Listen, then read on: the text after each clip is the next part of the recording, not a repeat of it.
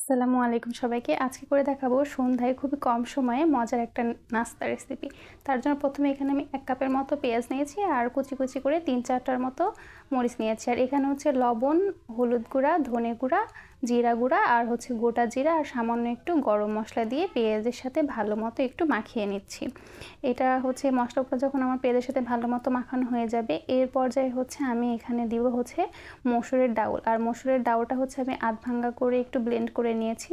বেশি না, 3 থেকে 4 সেকেন্ডের মতো আমি জাস্ট ব্লেন্ডারটা একবার ঘুরিয়েছি।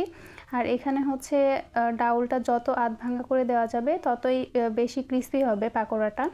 আর এবার হচ্ছে ডাউলের সাথে আমি পেঁয়াজটা ভালোভাবে মাখিয়ে নেব। ডাউলের সাথে পেঁয়াজটা ভালোভাবে মাখানো হয়ে গেলে এই পর্যায়ে হচ্ছে আমি পুঁই শাকের পাতা অ্যাড করব। আমি হচ্ছে পুঁই শাকের পাতাটা আগে ভালো মতো ধুয়ে তারপরে হচ্ছে কুচি কুচি করে কেটে নিয়েছি। আর এই যে পুঁই শাকের পাতাটা এবার হচ্ছে আমি সেই ডাউল আর পেঁয়াজের মিশ্রণের সাথে গোটাটাই দিয়ে দিচ্ছি। দিয়ে হচ্ছে আমি এখানে ভালোভাবে আবারও ডাউল আর পেঁয়াজের সাথে মাখিয়ে নিব। আর এইখানে কিন্তু আমি হচ্ছে কোনো রকম বাড়তি পানি অ্যাড করব না।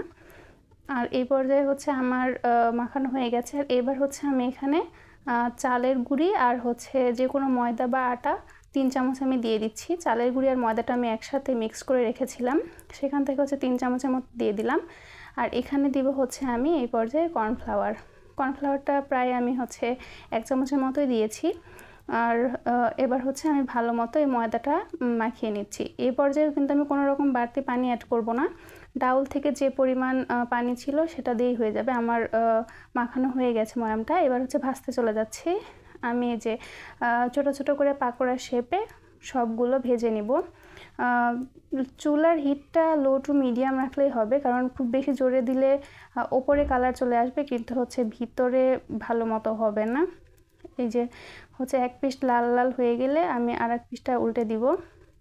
এই যে আর এক পিঠ এপিট ওপিট ভালোভাবে একটু লাল লাল করে ভেজে মচমচা যখন হবে সেই পর্যায়ে হচ্ছে আমি উঠিয়ে নেব।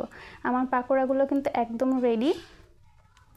আর এই যে ঠান্ডা হওয়ার পরে কিন্তু এটার কালারও অনেকটা চেঞ্জ হবে আর খেতেও কিন্তু ভীষণ মুচমুচে হবে।